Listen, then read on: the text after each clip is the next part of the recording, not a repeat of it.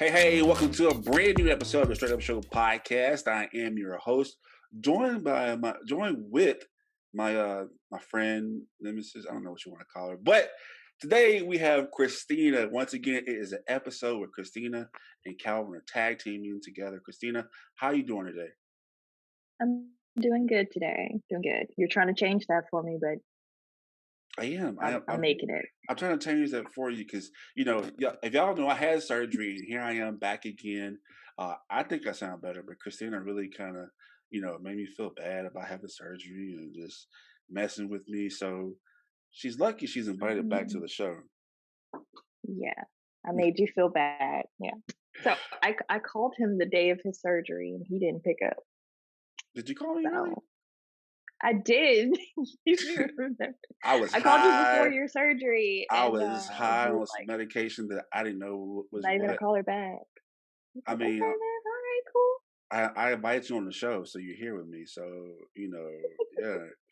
I'm just kidding. But no, it's always great to have Christina here. And like I said, once again, we're back. This is a new season and I sound great. But Christina, like me, the last episode Christina and I did together solo was the episode that we talked about relationships. And, the older that I am, uh, there's a lot I don't understand about, the opposite sex. And I guess, but because when you're in high school, Christina, it's all about like girls, girls, girls, girls, girls, girls. And when you get to college, it's about girls, girls, girls, girls, girls. And then like, the older you get, the more you try to, and some people don't actually get to this point to where they actually like, hey, there's more to this. Just like you're thinking with your whatever, but there's a lot more to not just females but men as well. But some people don't understand what people go through in relationships and just within their personal lives, and so um, what I do is a lot of my guests come from Clubhouse. And it's an app that where it's kind of like a chat room, like the form of AOL, like AIM. Everybody remembers AIM, and you just kind of socialize, and it's like you get to verbalize and talk to people. But I find myself because I am I'm kind of like a father figure to my niece. I don't have any kids of my own, but she's turning into a young female, and so I want to know more about, I guess, females itself because I've been in situations to where I was not as sensitive to some people's feelings, and I'm guilty of that, very guilty of that. And then there are some things that some females go through that some men don't understand. So I purposely hang out in a all most majority female chat room on Clubhouse because they talk about just men not listening and what they want from men and stuff like that. So Christina, I'm big on like relationships and stuff like that because I'm still single. I'm 30 something years old and still single. So I'm big on trying to figure out, hey, why can't I get this right? Clearly, it's you. But yeah, we'll just have to figure that part out later. We'll Yeah, do a like part two. We'll do a do, part two for you. do a part two. But like, I think the more is that I don't, and I'm not speaking for all men, but me as a man, I have been insensitive on some subjects, and it's like some females do go through trauma, and it's the same trauma that I've been through personally with my family, and I've had a family member who was going through some issues, and I was there for them. I actually been stabbed over it, and it's personal, but I would do. Yeah, I don't think you knew that, Christina, did you? I've actually got stabbed over that. Yeah, and but It wasn't me. it wasn't you, no, but I was there for one of my relatives who needed my support in that situation, and I was able to go with them. So, with that being said, we definitely love our women, especially Christina. She is one of the strongest women that I know. Even though I give her a lot of stuff, but she is one of the strongest women that I know, and I do often look for her to support, especially with the show because Christina, I don't know if you know it, but a lot of our people that listen to our show, they love just our banter and our interaction with each other because you're so strong and you're so fearless. And so, and I'm not kissing up to you. Don't make that face. But you I were, forgot you can see me this time. My yeah, bad. I can see you. But no, you were a strong black woman, and that that makes me so. I'm honored to be for you to be on our show. So, with that being said, there are so many women out there who don't have their story heard, and some women who out there who go through things and they don't really have an outlet, or if they've been through something, they don't know how to overcome it and push past their situations for a brighter future. So, on today's show, we have somebody that I know, one of my friends, Acacia, gives out to Acacia. She kind of started something brand new, and it's ways for women to deal with their trauma that they've been through, and to cope with it. So I want to bring on today, if y'all don't mind helping me welcome Miss Chrissy Christal of Self Reflection Girls and Women's Organization. Crystal, how you doing today, man? I'm good. How are you? I'm doing well. Thank you so much for being on our show today. I'm glad you were able to take time out your busy schedule to help us out. Thank you for having me. Yes, ma'am. And I hope I gave you a proper intro so we can do this thing right and do it right by your organization. You did. All right. All right. So, Crystal, just tell us a little bit about yourself. Okay. Once again, my name is Christal Rhodes. I live in Irving, Texas, and I started kind of just a coaching practice that I now have that branched that led me into another field.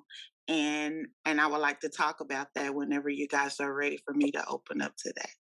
Yes, ma'am. And like I said, um, just if you don't mind, like I said, this is kind of like a very sensitive episode. And like I said, I told you earlier that you know I got to be careful. I'm being careful because I don't want to say the wrong things. But you have an amazing story of triumph, and like they always say, you can't have a testimony if you haven't been through a test.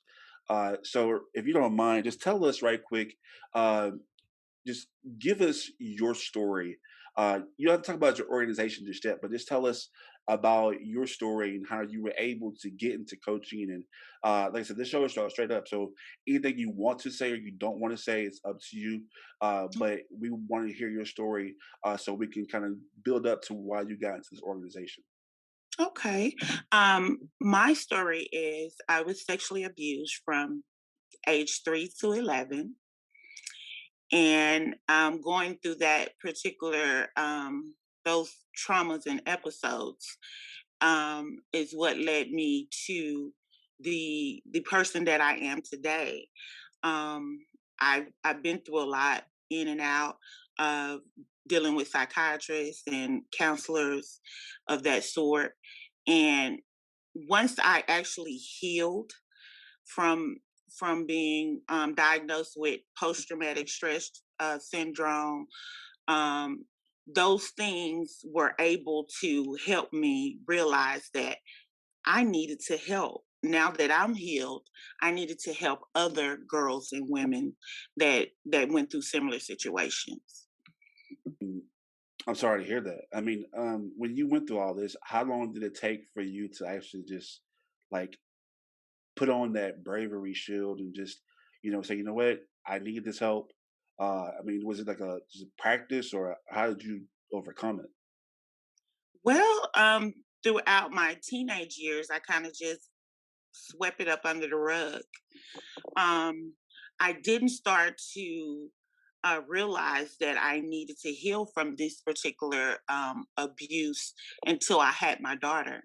And when she turned the age I started getting molested, then those traumas started coming back because I was a parent that this wasn't going to happen to my daughter, and I was going to make sure it didn't happen. And the stress of trying to hover and protect her is what caused the trauma to come back.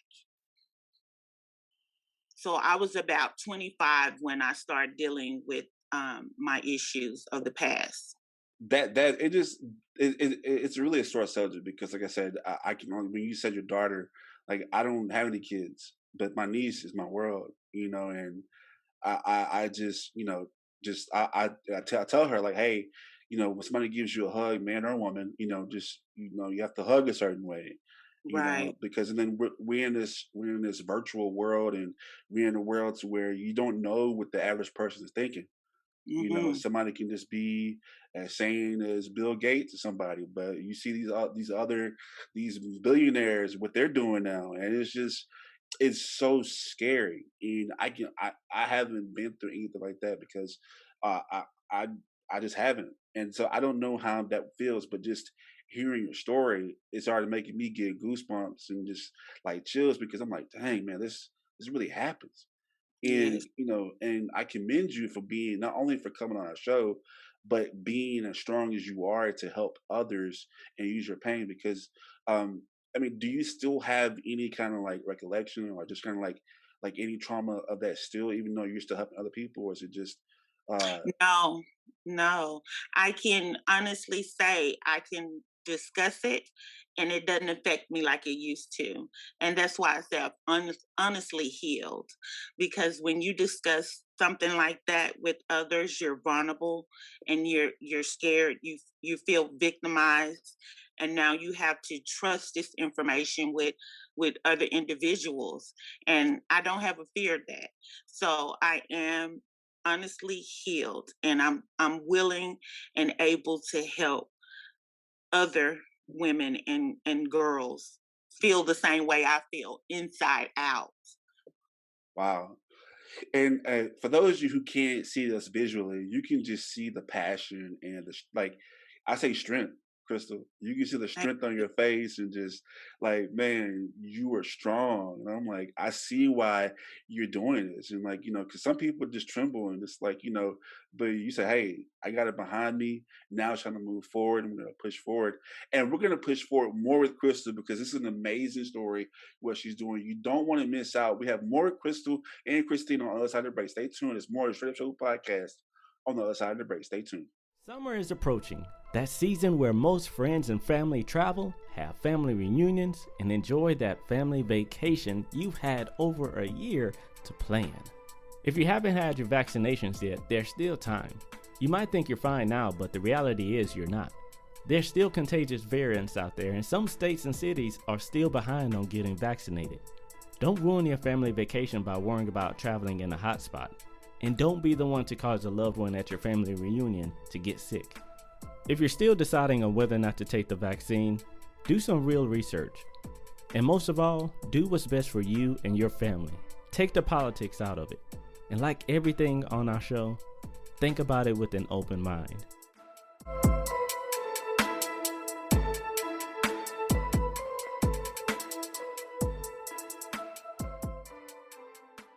All right, welcome back to the Straight Up Show podcast. It's me and Christina together today. We're tag teaming this thing. This is a very important issue. It's about just overcoming trauma, especially with women and girls who have been abused. Today we're joined by Christal Rhodes of Self Reflection Girls and Women's Organization out here in Dallas. So, Crystal, once again, thank you so much for being on our show today. Thank you. Yes, ma'am. And so, you gave us your testimony and your story about you being a sexual abuse victim, and you overcame this, and you no longer have that trauma anymore. So you've been able to turn this trauma into strength. As I said, I saw the emotion of you telling your story, but it's strength. So how did just loving self and all this stuff going on, the healing and the coaching, how did you get into this? Um I started kind of coaching, not really coaching, not knowing that it was coaching on an app.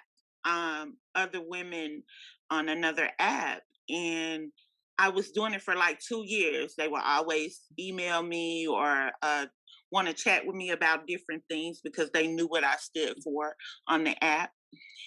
And randomly, a couple of women would say, "You need to do this for a living." I was like, "I could do this for a living?" And I started investigating and doing my research, and it's considered life coaching. So I decided to open up a life coaching practice, Loving Self to Mental Freedom. And from opening up the Loving Self to Mental Freedom, I decided that those who could not afford, more on the low income demographic, is why I opened up the nonprofit of Self Reflection Girls and Women's Organization.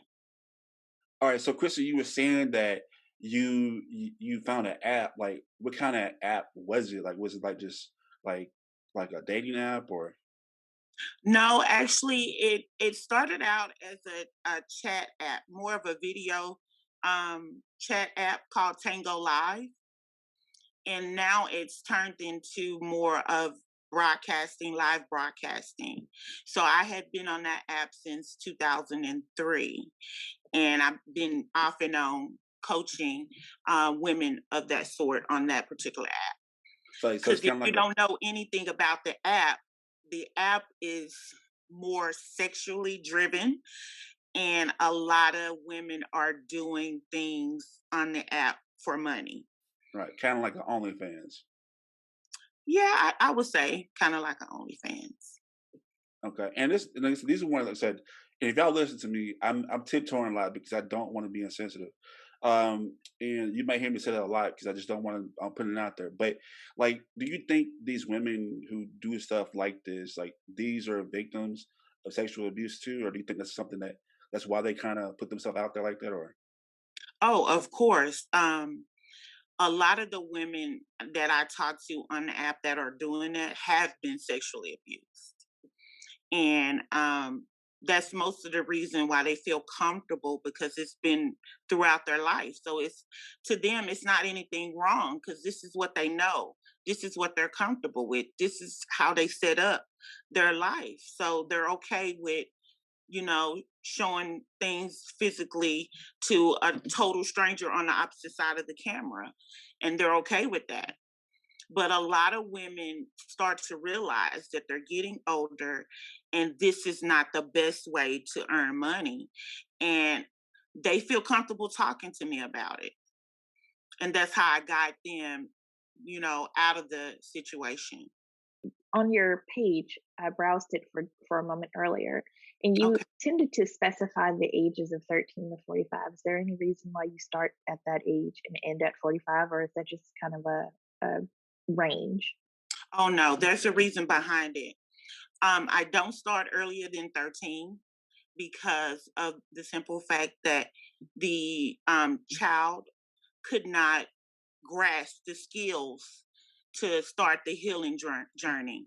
And I don't help women after 45 because there's medical issues that come to play, like menopause, um, early sets on dementia. So you start working into health issues, along with what I'm trying to teach for as healing.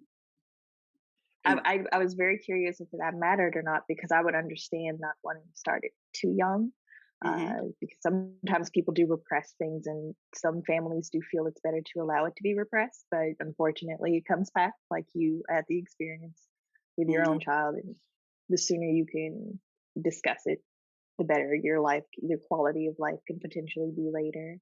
Hmm. Um, and I was curious about the cutoff age, because I wondered if it mattered with, some people have lived their lives repressing it, and would it cause more damage bringing it back up? So, not late in life, because 45 isn't that old or anything.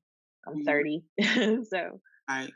it was a matter of wondering why that age range was so specific, because you mentioned it a few times on there. So, Right. With women, there's early menopause. You start working into more of a health and medical background. And that tends to interfere with what I'm trying to teach. If they got health issues going on, menopause and hormonal imbalances, then that works, way on the opposite scale of what I'm able to do. So as I would tell anyone that ever asked me, I'm like a pimp. I want to get them as early as possible, so then they don't have the same issues into adulthood like I did. But doing my research, the earliest to feel safe and comfortable where they can comprehend what I'm teaching is 13. yes, ma'am. What did well, I won't ask that necessarily so invasive, but about how young have you coached? The youngest I've coached is 16. Mm, still really early. it So is. hopefully, did she respond well? Does she, accept it well? Yes, she did. I actually have her posted on my um my Loving Self page because she went through the Loving Self. She actually went through it and she's healing and she's about to graduate and head off to college. Congratulations. Yeah, I love hearing Hmm. stories like that, and it, Hmm. it's so scary because it just sounds so bad. Back in my day, we didn't have like much social media, so like Right. it is it's a blessing and a curse. It's a curse because there are more predators out there, and there's Hmm. more people that can be victimized. It's a blessing because you can expose these people, now, you know. Um, so like I said, you had a 16-year-old, and so no telling what that's and that's I'm not a parent, but like my Right. biggest fear is that I know how people are, especially when you work in the news. I see a lot of stuff that's happening. It's not just not just with girls because I worked on a story, and God bless his soul, to where this guy pretended to be a 13-year-old girl, and he sexually abused a 13-year-old boy.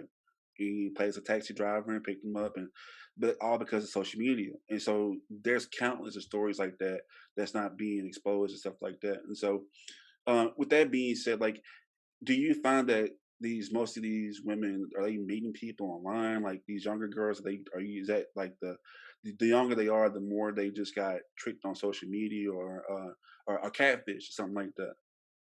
I would say 70% is in the household, relatives, friends of the family. Um, I they're easy to be susceptible to the child because nobody thinks, okay, that's your cousin, that's your brother, your uncle. you know they won't ever do anything like that, so most of it comes within the family, within the household.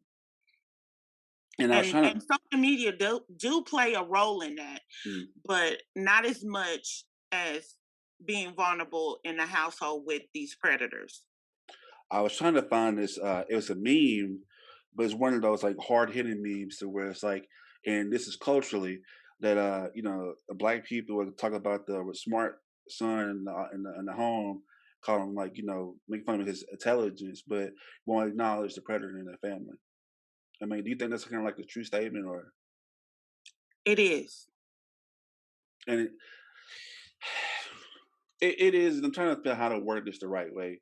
Like, do you think it's a cultural problem? Like, man, I'm not saying there's like black people, but people of color at all, or are you getting any, I guess, white advocates at all, or white? I have consulted with more white on the Love and Self side, but the nonprofit side is more African American. This is it's a lot to take in. Um, so when it's coming to the loving side of it, we're shifting gears and the loving side of it. This is a lot to take in, and like 16 or 13 to 45. You know, when a girl's 13 or somebody's 13, they grown. They think they're grown, but you can't tell them nothing. Like, so when you're on these apps and stuff like that, is I mean, how often is like you said you said but two or three girls actually say, hey, you should do this for a living? Like, is the message especially the dual's age gap, is it often received or like especially with the younger? How do you connect to the younger audience compared to like somebody who's 33 or 23? Already out the house already. True. That's a good question. I listen. Most of the time, teenagers just need you to listen and not advise. Once you build the trust and they can trust you just to listen, then you can go to the next step and you can ask them, well, are you wanting my assistance? What is it that you're wanting me to do to help you? And when you ask that question, you're giving them control. You're not controlling the situation or the relationship between coach and victim. You allow the teenager to come to you, and however that is, it could take months at a time. You know, at their own pace. You don't force it. When you start to force it, is when you lose it and they don't feel comfortable. They tend to run away from it. You allow them to open up to you. right? And it's that, and I guess like that's where some parents have trouble at when they try to force it. Like Hmm. say, hey, how can you tell your mom or your dad that, hey, you know, Uncle such and such touched me? Like, Hmm. how do you say you can't force it, but if you're a parent, how do you get your child comfortable and I guess trustworthy to say, hey, if something like this happened, this trauma that has happened, like how do I get them as a parent, my 16-year-old, 13-year-old, how I can say, hey, you know what? If this is a safe space, how can I get them to that safe space where if I ask them that question, they don't have to be embarrassed or they don't have to be ashamed. I mean, because some kids they'll take this to their grave that Right. they've been touched or sexual abuse. How do you I guess as a parent, how do you get them comfortable enough to say yes, it's happened or no, it's never happened, or make them not feel as uncomfortable or embarrassed? Well, first you just let them know. You use scenarios. Maybe you heard something on the news, or you have a friend that has a daughter around about your daughter's age, and you just go to them and you say, "Well, I have a friend of a friend, and her daughter had this going on." And I want you to know if anything has happened to you in that way, you're come to me. This is a safe place. I'm going to listen. Just come to me. And a lot of times most teenagers do journaling. They rather write it down and hand it or leave it on the mother's dresser or mail it to them in the same household instead of going to them and handing it to them. So, and I'm glad that was brought up because that was one of the questions I actually had for you was Mm. about, how does a person who is not necessarily a family member or anything, but how would you go about, advising them to approach? But you answered that very well and like very clearly. So I hope listeners comprehended that well enough. Okay. Um, but speaking on the term of abuse, does your organization only primarily work through sexually abused women and children, or what else? What constitutes as the abuse for you, and what you handle? I specialize in the sexual abuse part, but what I will be doing in the future is networking with other counselors and life coaches that will specialize in the abuse, the violent side of it, and we will kind of have like a network of individuals that specialize in all forms of abuse. I hope that it works very smoothly. I hope people respond to it well. So I want to transition. I keep saying this young age because I feel like, like you said, we have to catch them early. You know what I mean? You want to Hmm. catch them early because, I mean, I know in our community, especially where I grew up from, like I was 16, 17. I had to figure life out on my own. My mom was there, but she had some issues that she really couldn't help me out with. And I was being an adolescent. I was like, man, you can't tell me nothing. My hormones going crazy. I'm just like wilding out. And, you know, I was lost. Luckily, by the grace of God, I had a group of people who wanted to say, you need to calm down and, get your life back. But there's some people out there, especially I know back in my neighborhood, who don't have that privilege of Right. having somebody to hold them down and say, hey, you tripping. Like, you have to get yourself together.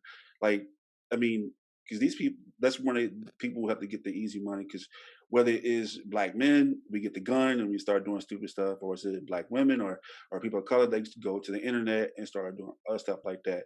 And it's Hmm. people who, and whether it's gangs or whether it's pimps or whatever, they know that these adolescents or these teenagers are vulnerable because they don't have that structure at home, right? So when you grab these children and they actually, they've been abused, and I'm just kind of painting a scenario right now, and they actually are in high school and stuff like that, right? And then, this is what you and I talked about before. Do you think it's harder to be to feel loved or want to be loved in a relationship after this, whether it be parent or boyfriend or girlfriend? Like, do you think that the loving aspect of feeling loved, feeling wanted, this can be impacted by this? Oh, definitely. Sexual abuse impacts every aspect of your life, not just being in a relationship. With my own personal experience, it affected how I got up every morning. I was always getting up bitter, angry, holding this in and blaming the world for what I've been through. And when you have that type of energy and vibe, everything goes wrong after that. Just getting in the car to drive to the store, you meet someone and you're flipping them off and they're angry, you're angry, and it ruins the whole vibe of your life because you have this that you're holding and it's so heavy, and all you want to do is just carry it. You don't want to tell anybody and you just want it to go away. Well, the more you fight against those emotions, the worse you are. If you start to feel those emotions, say it out loud, speak it. This happened to me. Even if it's no one in the room, you have to verbally say it out loud in order to start dealing with the fact that you need to heal from it. Because I was miserable. I was a miserable being. I was always angry and making up excuses why I couldn't do things in life and shutting down for weeks at a time and no one hears from me. I was a horrible person, and I hate to say that, but I was, because I was dealing with something that no one else knew what I was dealing with. Wow, just a brave person. All right, here comes the conservative part. I'm about to play Okay. devil's advocate, okay? Um, there, and I just said that jokingly for some people who are out there going to criticize me. Um, so people want to speak it out, but do you think there? And I know, but there are some people. I mean, from the people who don't understand, or the people who are not in those people's shoes, right? Do you think that there are some people or some women or girls, especially younger girls who want the attention? Do you think that a lot of them cry wolf? They just No, they just say it out loud to say, you know what, I'm gonna say this and this is gonna get me out this scenario. no. They're saying it to see how the individual that they're saying it to will respond to it, because actually they're needing that attention. They're at that time, that person is being vulnerable and wanting someone to say, "What happened? Are you okay? How can I help you?" And that's the only way they're able to verbalize it. And they're ready. Once they verbalize it out of their mouth, they're ready to heal. And I want to stick to the theme of relationships, and this is what you and I talked about outside the show.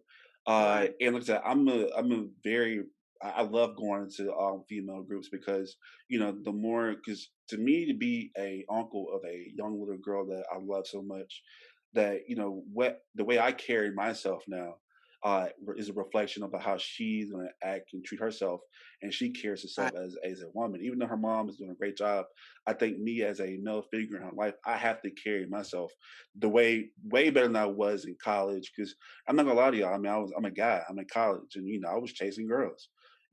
That's just me being honest with myself, and that's my truth.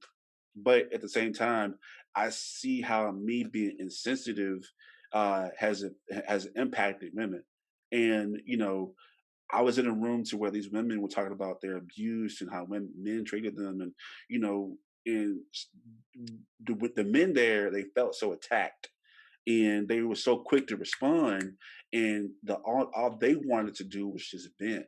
That's it, Mhm. and not Exactly. let us. But like, and it's kind of like they wanted us to be the punching bag, but they wanted us just to listen. And it took me because I'm like, man, what but I was ready to buck up and just talk back. But the more and more I kept going and listening, there was so much trauma within that room. And this is like Hispanic women, Black women, and sprinkling a little white women. But these are women in our community that were so hurt that all they wanted was us just to listen.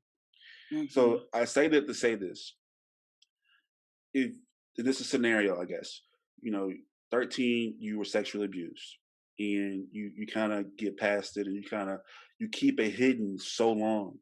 You put on that thick skin, and you go to school. You don't go on OnlyFans. You just go through school, but knowing that you've had this sexual abuse hidden away, nobody knows you went through it. So you go to college or high school, and you start to fall in love, And then so there's a gentleman, and you and him are nice. He treats you well. He's not looking for anything else. He's treating you nice, and you feel like this one is the one, and you're feeling in love. But then you have that moment to where y'all get intimate, and then she closes down. So, and this is probably, I would say, 90% of guys. Hmm. They take that as an insult, like they're the problem. Right. So they're gonna be like, this is me playing devil's advocate. You know what? I don't want to be with you anyway. If you're not going to get, because sex is driven hard a lot in our culture, especially in the millennial days. It is. It's very driven. So and you thinking with your, whatever. And so, but instead of us younger guys not listening, about the trauma and actually understanding it, she's too embarrassed to say what happened to her because she doesn't want to have this love that she has. How can us guys not be? I know it's going to be listened, but how do we how do we deal with that as men? To say, hey, you know what? We know that you've been through stuff. We're still here from you, but I guess not get our sexual urges mixed up with love. You know what I mean? Does that make Hmm. sense? It does. And men have a issue with that because, like you said, they think mostly with their private area, and that's all they're thinking about at that time. So they're not opening up to what she may be really going through, and that just proves that she hasn't healed. Because if she's healed before she actually got into the relationship, those things doesn't don't happen. She's able to say, this is what happened to me, please don't do this, please don't do that, something that would trigger her past. And a lot of times that's the issue, is when men, even husbands, I've dealt with husbands that got married, and they dealt with this woman up until marriage, and then this woman comes out, the wife comes out with it 2 and 3 years in the marriage, and he's really crazy, like, I don't know what happened, what did I do, and all I want to do is just have sex. I want to have sex with my wife. And that's all he's thinking about. But she's needing him to find patience with her. Don't force, don't ask. Wait for her to come to you. When you start seeing signs that she's straying away from sexual activity, it's not about you. Stop being selfish in that moment. It has to be something else. She's gotten to this point and now she's not having sex with you. It's not about you. It's about her and what she's dealing with. So try to display patience with her. And the more you display patience and you wait for her to come around, it's going to make her fall in love with you all over again, because you're showing a side that she's not used to, and it's going to make her fall in love again, and she's going to want to work through those issues so she can please you. Yeah, but Christina? basically, and I'm not meaning this in any type of like, well, it is negative in a way. I was like, but as long as they're remembering that it's not going to be a fair situation, I Hmm. think that's easy to take, because I think that's very hard for a lot of people to swallow. You're like, well, she's not even, it's not that she's shut down. She's mean. She's really aggressive with me, because there's a lot they're going through. So Hmm. it's going to get really hard on you, and you've got to decide which is only fair to you as the individual if you think you can handle it, especially if that person cannot verbalize it. So I'm just definitely not going to be the person to kind of say, just hold your tongue. I was like, do it if you can. Try your hardest, try your best to hold out, but And it's that's not not going to what be easy. I'm It's not going saying. to be fair. That's But if not what you, I'm mhm, saying. I'm not saying hold your tongue. mhm, He must display how he's feeling at this time, and she knows. But if he has to verbalize it, and kind of just let her make the action. Don't say, you haven't given me this and this and this, and all of a sudden you're not having sex with me. You're either gonna have sex with me, or I'm gonna cheat on you. I'm gonna find someone else. Don't be insensitive like that. It's something else going on. Verbalize that you feel neglected, and give her the time to make the action on how to improve the situation. And So that being said, what resources are there for people other than victim included? But what other resources are out there for a person who's going through that? Like, there's no self help or guideline. There's no instruction manual to Right. how to be the caregiver in this case. So Mhm. what's available for people to look up and try to just from your experiences yourself, do you know any sites or groups or anything for the caregivers? There are groups. You Google sexual, um, what is it? It's um, the spouse of a sexual abuse victim groups, and you Google that and see if there's any groups in your area, or you can just enlist a counselor, someone that deals with the spouse dealing with sexual abuse or any type of abuse. And there's always sources there. You just have to research them. and I think that plays really big on commitment to that relationship. Hmm. Because if being on the negative side and playing devil's advocate, that would make me feel like I have to walk on eggshells. You know what I mean? Like if I say one thing, because I like any relationship, you don't want to be a trigger to somebody at all. Right. Because I ain't lying. I avoid some people, some dating because I don't want to trigger to past relationships. And I think that's outside of being sexual abuse. But like Hmm. my biggest fear in a situation like this would be to be like walking on eggshells. I don't want to do the wrong thing and be a trigger. Does that make sense? It does. Um, I don't think if it's more of a sexual abuse, if you're just having regular conversation and daily activity, I don't think you will be a trigger. The only trigger will come when you're trying to force her to be sexually active with you. Whew, it's a lot.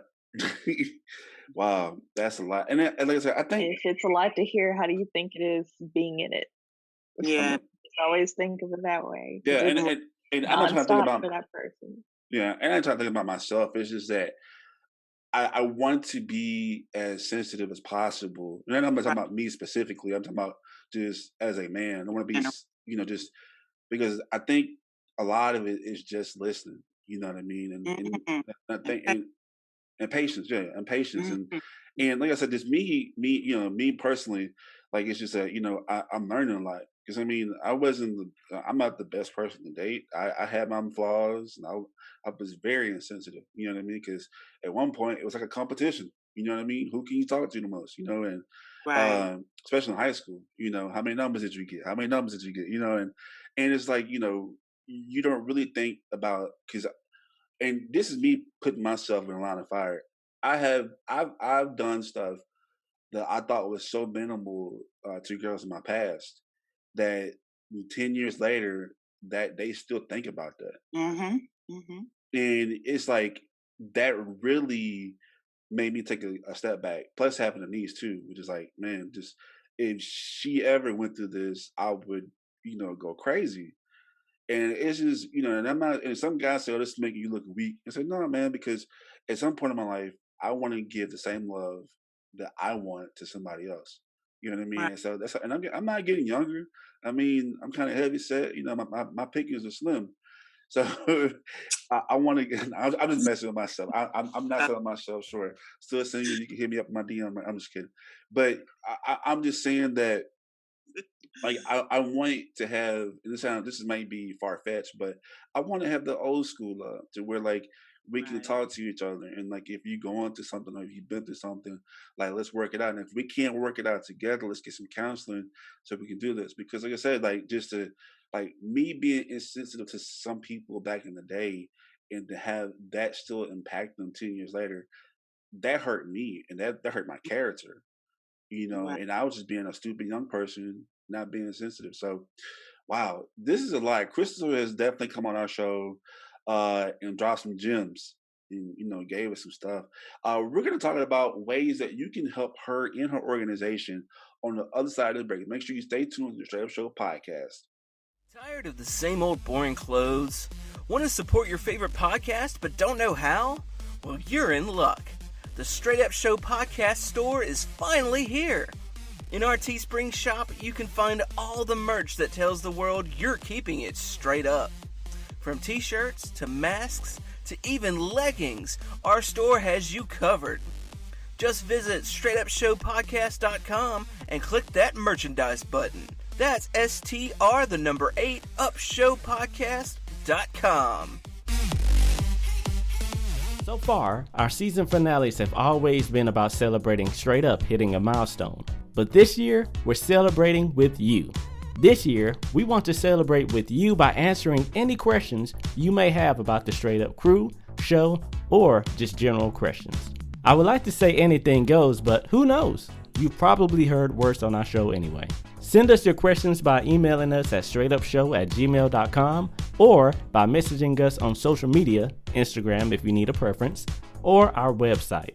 Links will be in the description, and yes, we do accept video messages.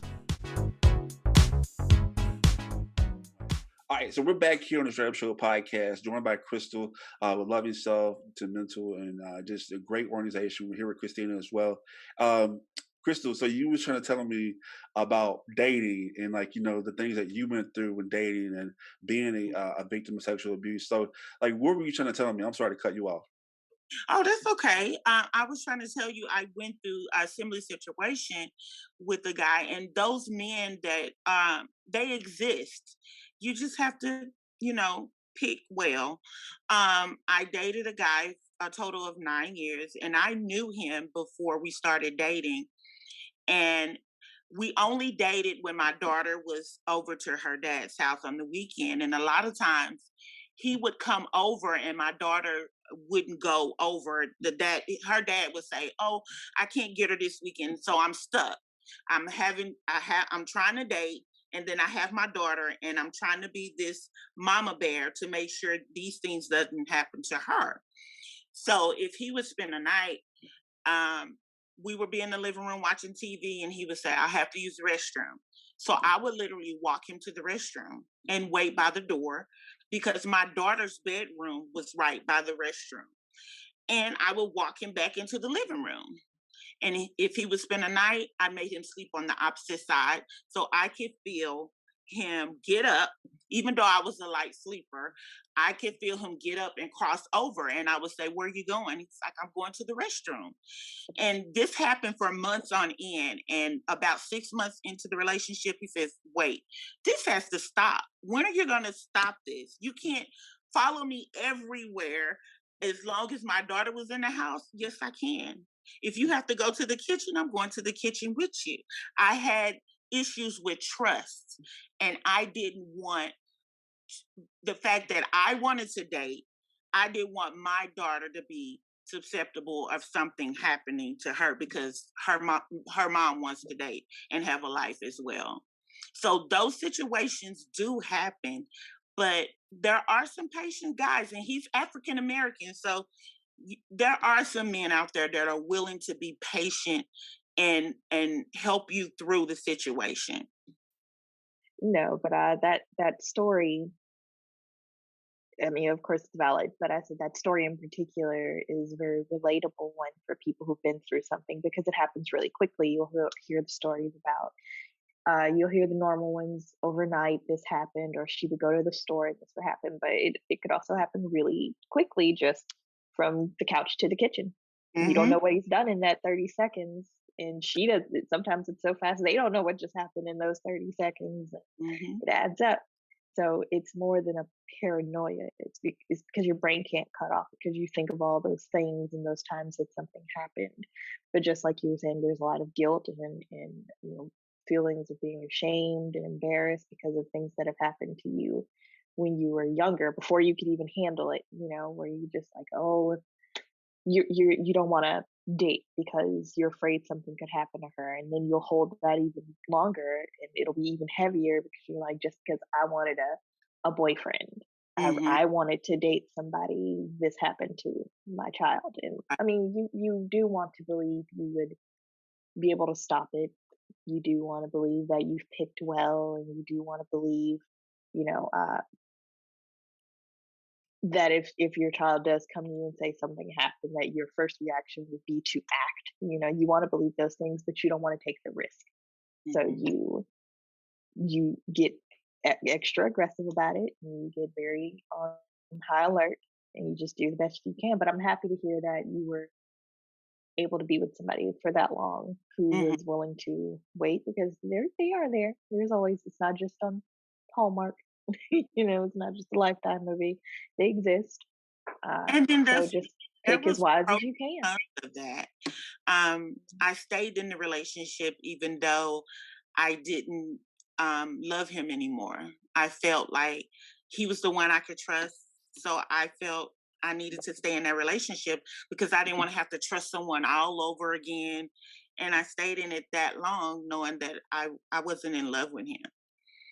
And so that was the con of that, because I could trust him. He's been there through in and out of psychiatry, and I could trust him around my daughter. So I stayed in that relationship that long because I was able to trust him. Wow. Um, that's a lot to go through. That's a lot to balance. It is. Now, you're Crystal Rose, man. She is strong.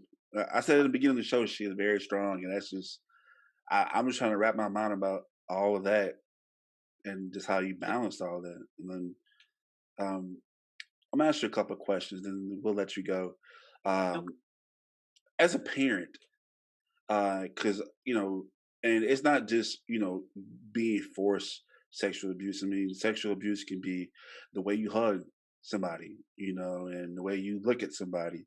A lot of people don't know that, and as a parent, how do you how do you prepare yourself for like or warning signs, or how do you try to prevent this before it even is happening?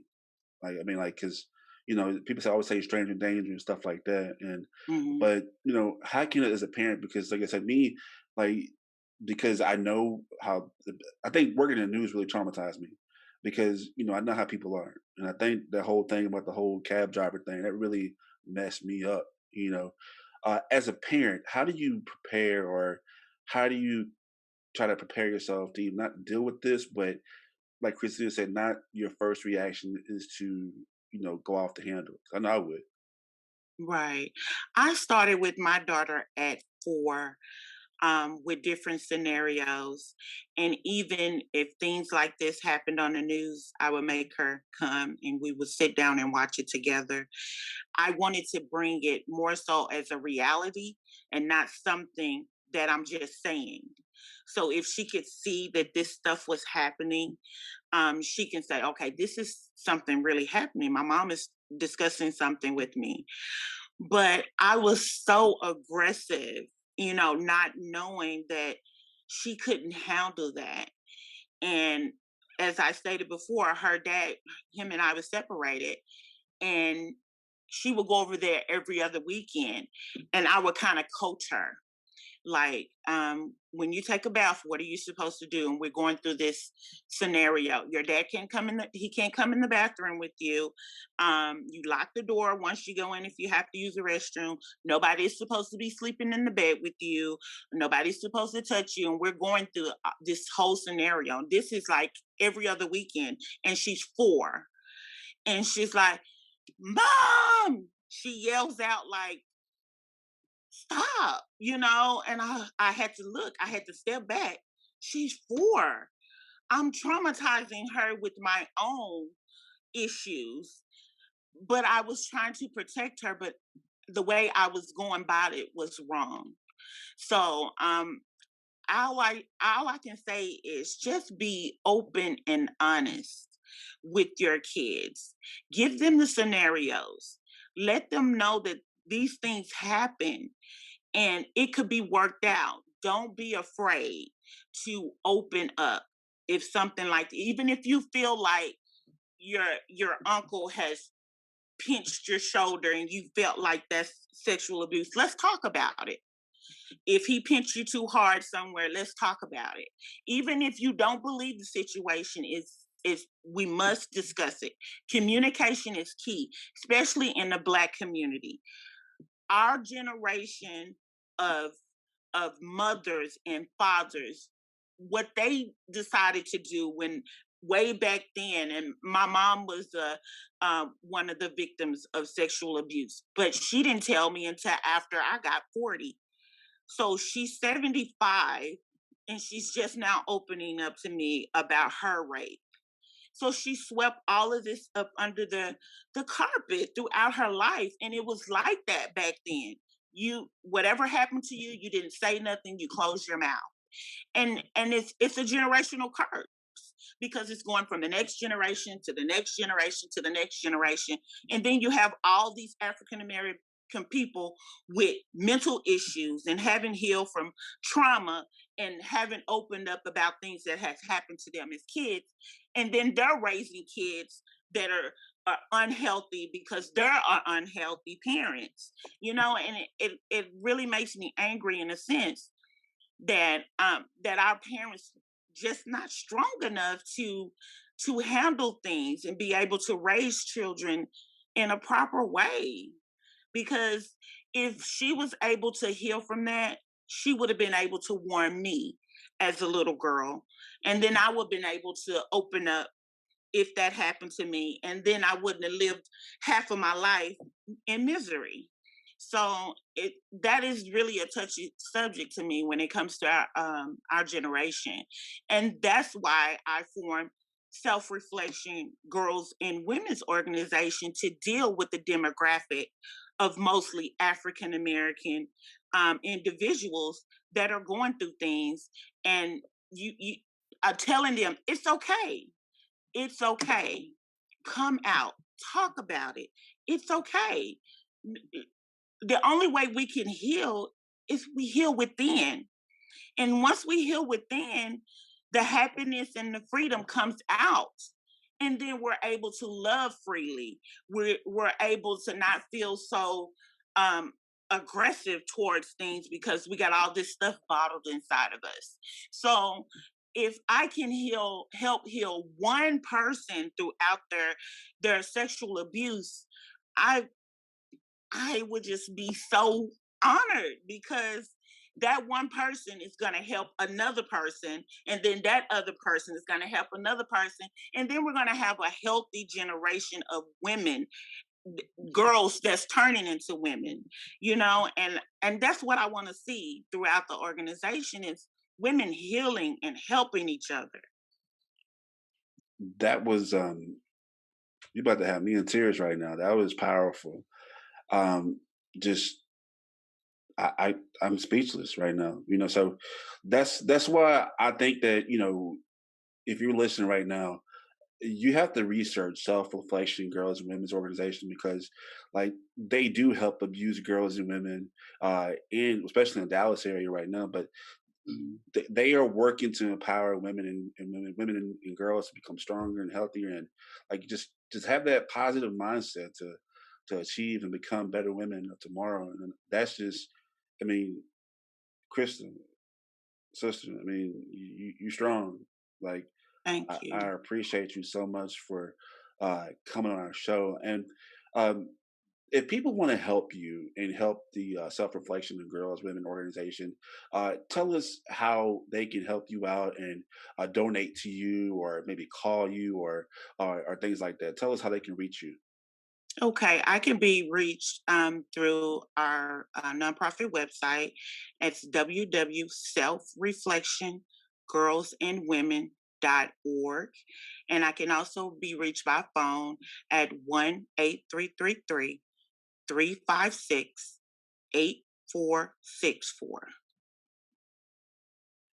Okay, there you have it. Of course, we'll have all the links down below, or if you're listening, we'll have it in the description of the podcast. I'm gonna ask, do you have any words of encouragement or anything to kind of help the people who are on the fence or those that are capable of helping them with opening up and reaching out to organizations like yours? Right. I do have some words of encouragement. Um, Find someone that you can totally trust. It's easier to talk to your friends. Find a friend that you totally trust. Get your trauma out to them, and that's going to help you gradually get the professional help that you need. Because the more you talk about it, the more you reveal what happened to you, the more healing it is. And then you're able to open your heart up to more things to help you heal. Well, thank you, and I hope somebody hears that, takes it to heart, and actually applies it. Yeah, no, I Mhm. do too. So I guess y'all. I mean, we always talk about join our team. Like, this is a team you should join, and give give help to Crystals, and especially if you are one of these powerful women who've overcome things like this with sexual abuse or abuse, and you had a lot of self reflection of yourself, and you were able to overcome that and be empowered by loving yourself more, and you can contribute. Definitely go to Self Reflection Girls. I make sure I get this right. I don't want to mess it up. Make sure you go to Self Reflection Girls and Women's.org, and join the conversation and join them, and not only just give if you want to donate to the group because they just started out, but you see what you can do to help out, because there are so many people out there who don't have a voice.